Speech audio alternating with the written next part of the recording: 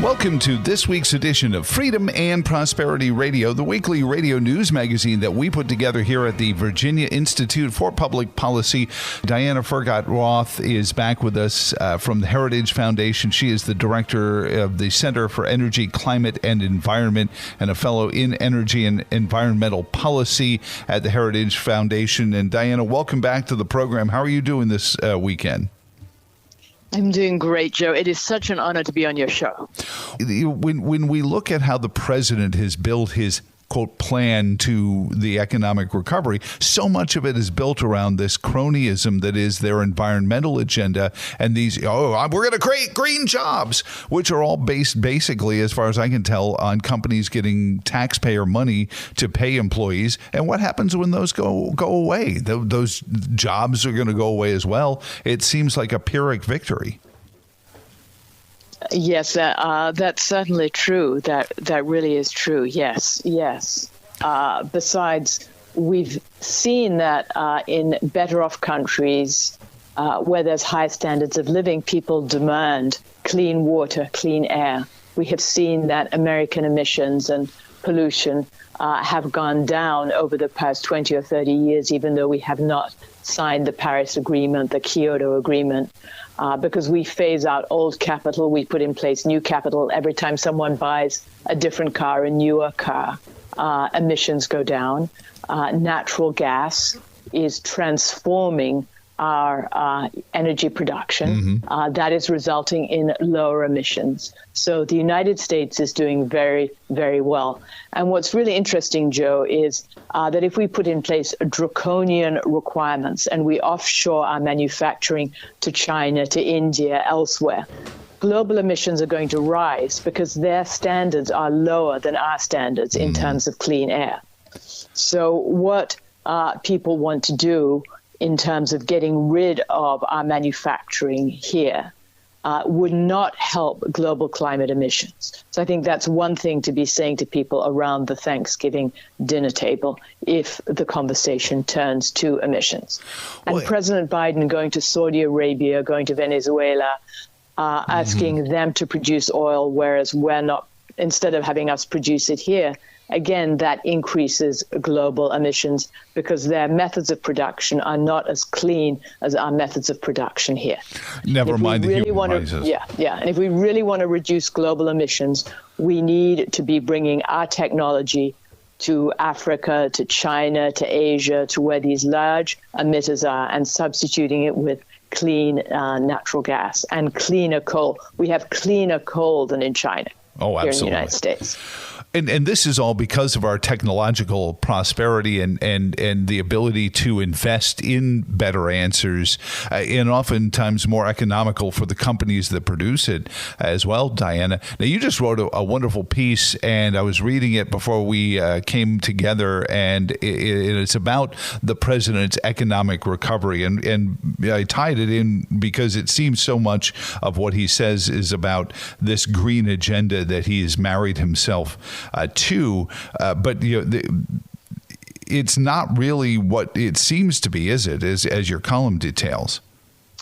Right. So there's two major factors in the 2.6% GDP increase. One is exports, and our exports have a higher value because the price of oil and natural gas is higher. But on the other hand, President Biden does not want these high prices. He wants lower prices. So I guess he must be conflicted in that way. And second is government spending. And we thought President Biden did not want higher government spending. He's bragging that the deficit is going down compared with earlier years. So some of these are statistical artifacts. But if we're focusing on climate change, if we're focusing on whether and how to reduce emissions, we should also be looking at nuclear power. Nuclear power is emissions-free, produces large amounts of dense energy, and there are now smaller nuclear modular reactors that could be taken to areas, say, in Africa and Asia, where they don't have electricity, they don't have running water. It's not right that the West should say to Africa, we have achieved vast levels of very high standards of living, but you have to manage with solar and wind. They will never achieve our standards of living with solar and wind. You really want to unleash the African economies. You're right. You bring them, affordable, inexpensive energy on a reliable network. Oh my gosh! Maybe that's part of the problem. Is they're afraid of what all that intellectual capital could turn into, Diana.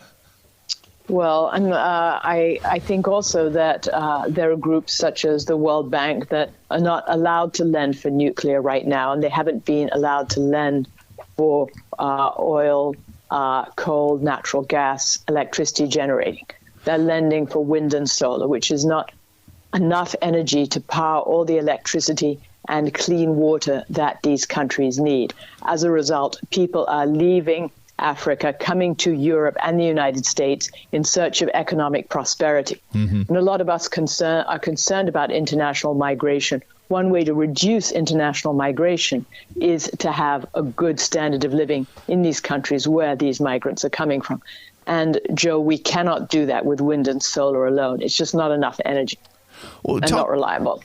Talk about that, that backroom dealing, because instead of just banning something outright, they've shadow banned all these things under ESG, Diana. It seems to me anyway.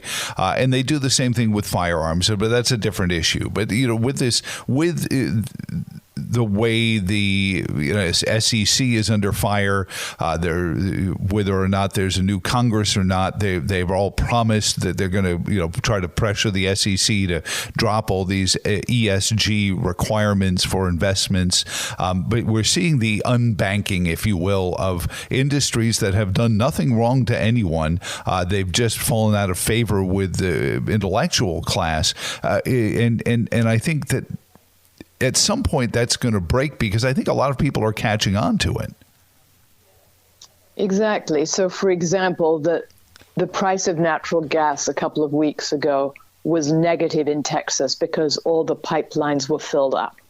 We need more pipelines. Mm-hmm. And yet the SEC is asking companies to look at the climate effects of their plans. And that means pipelines apparently get a bad rap, but we need it to be able to export more liquid natural gas to Europe, which right now has suffered from the cutoff in Russian natural gas. Mm-hmm. We need it to be able to get from the interior of our country out to places that need it, such as New England, which doesn't have adequate pipelines to get natural gas right now.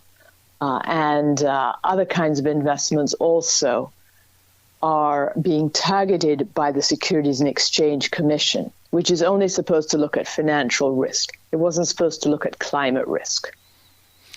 Is that the inherent corruption that happens? Is somebody says, well, this regulation is for the best intentions to make sure nobody's cheating, nobody's ripping off grandma's retirement plan. But then somebody's sitting and looking at the regulations and say, we could do something with that. And that manipulation, what is it? Eric Hoffer's, every good idea becomes a movement, devolves into a business, and then devolves from that into a racket.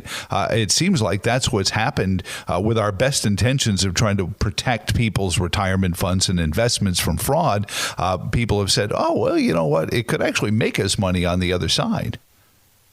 Well, I'm sure these individuals are very well-meaning.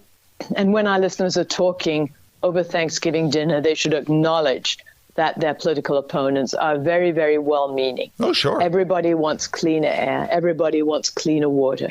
And the question is, how do we get there? Mm-hmm. And the people who are presumably motivating the Securities and Exchange Commission and who want to focus on climate change, they're not starting out to be corrupt. I would not describe it that. They're very well intentioned, but some people, as the famous saying goes, the road to hell is paved with good intention. It raises costs for Americans. It raises costs for the poorest Americans among us, who spend on average 25% of their income on energy and gasoline. I meant the word corrupt in its essence, not like, oh, there's a guy with an envelope and money. I just mean that the mathematics that somebody goes through to make a decision has some faulty mathematics in it, so that the equation is corrupted. So right, I agree with that. Yes. No, that's right. I think that, they're trying to get somewhere where they are not managing to get to. with this approach. Diana Furchtgott-Roth is on with us from the Heritage Foundation and talking about her great piece at heritage.org. Read it there about the falsehoods in the president's claim that the economy has started its bounce back there. But you were talking about energy and really society, a modern society, a 20 to 21st century society is based on your access to energy. And you mentioned Africa, sub-Saharan Africa, real developing economies, not the fake developing economies of China and India.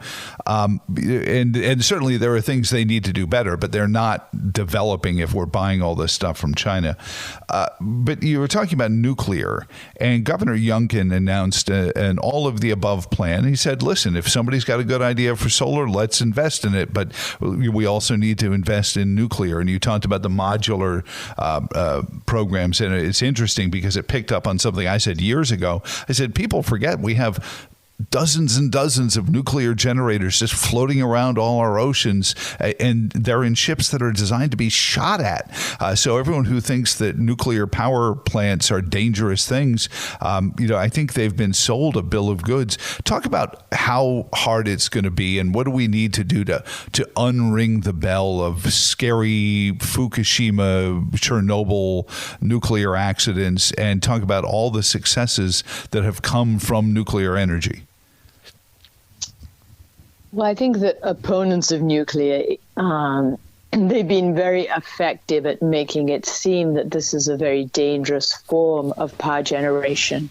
And we need to just have a media campaign that fights back and shows the alternatives, that there have been very, very few deaths, very little pollution from nuclear. It can provide immense benefits in terms of access to clean water, which has a dramatic effect on health outcomes, access to electricity, which again, a dramatic effect on health outcomes. And if countries want to put it in place, we should not have large institutions, large banks, government and international banks such as the World Bank saying that they will not lend for this particular project. We should see if we can follow the lead of what countries want to do in this area, because they know what is good for them and for their residents. What about and I know that people have told me over the past that France isn't all that in a bag of chips when it comes to nuclear, but they do a better job of getting as much fuel out of the spent fuel rods. We have some organizations here that are talking about doing a better job of recycling the fuel rods. I guess spent is in the eye of the beholder, because in France they do manage to get a lot more energy generated from a fuel rod than we try to, and therefore reducing the disposal rates of that. We aren't the avant-garde when it comes to good nuclear technology in a lot of ways. I think in safety we are, but there are folks who are doing a better job of getting the most bang for the buck out of a nuclear fuel rod, Diana? Well, I'm not a scientist, so I'm really not qualified to speak on this, but France, up to recently, produced 70% of its electricity with nuclear power. It's one of the most visited, or possibly the visited, tourist destination in the world. They've had 0 accidents. The French seem to be very healthy. They have a very long lifespan.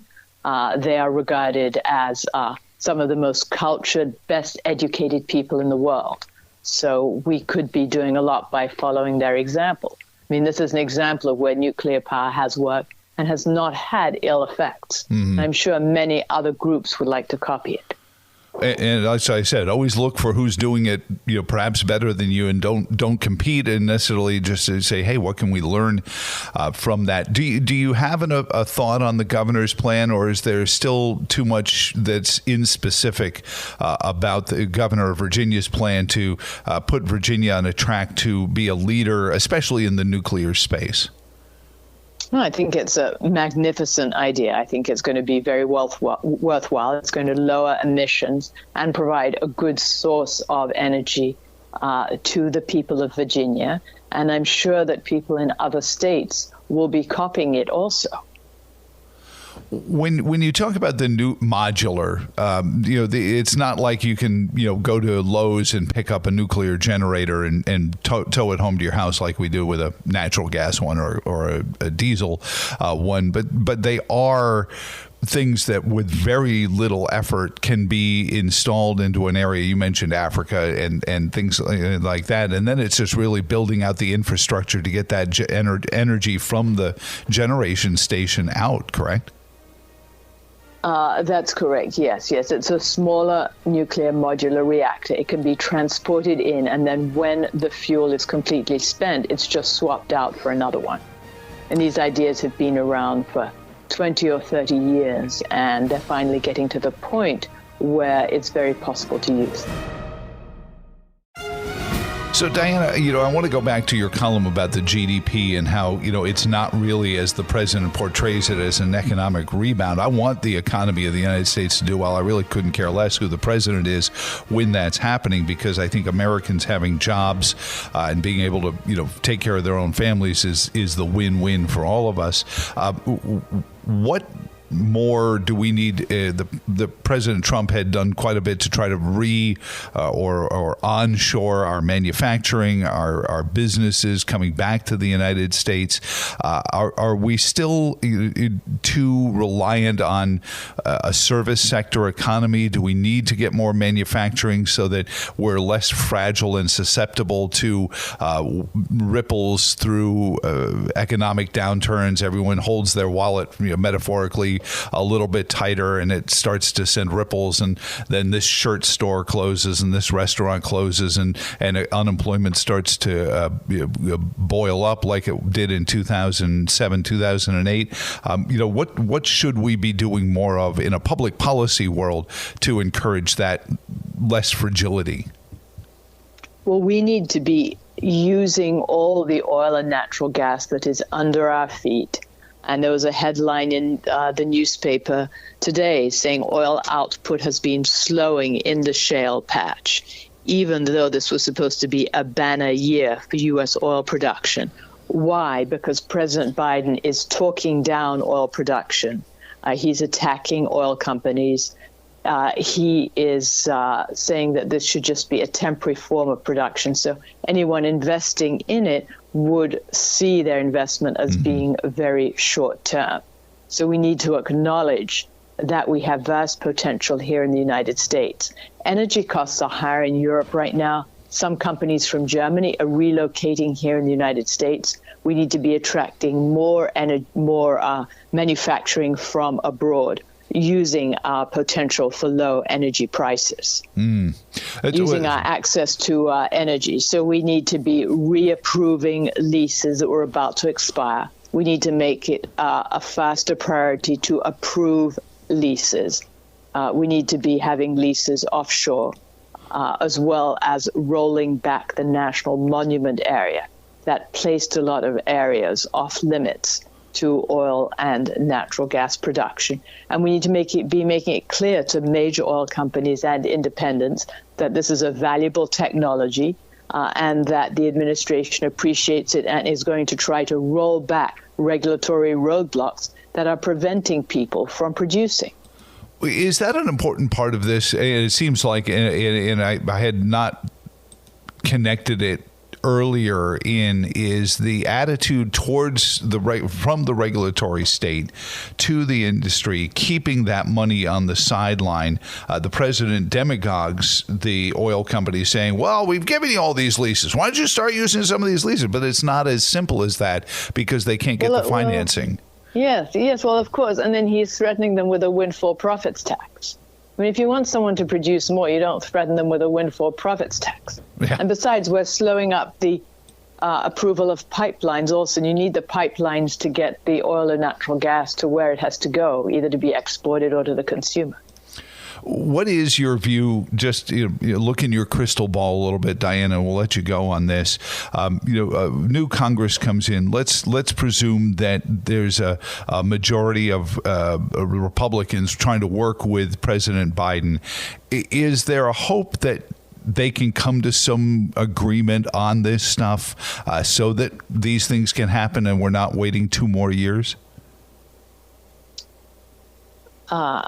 President Biden, I think, would need some encouragement to change his views. He had all the incentives to change his energy policies this year coming into the midterms. He could have made a speech saying that they were taking a different approach to energy, and the price of oil would have gone down by $5 to $10 a barrel, because prices are set on the basis of future expectation. Mm-hmm. So I would hope that the new Congress would have oversight hearings, would be bringing in people from oil companies, finding out what they can do, how much they can produce. In fact, at the Heritage Foundation on Wednesday, the 9th of November, we are bringing in 2 experts in energy production, Lou Pugliarese from ePrink and Tricia Curtis from Petro Nerds. You can register for this on the Heritage Foundation website. And they're going to be talking about what Congress should do about energy production. Now, will that be something? Congress. Can we watch it? Do we have to come up to, or we can watch it online? No. You can watch it online. You can register. It's from noon to 1. You can register to watch it online. I think a good use of your lunch hour.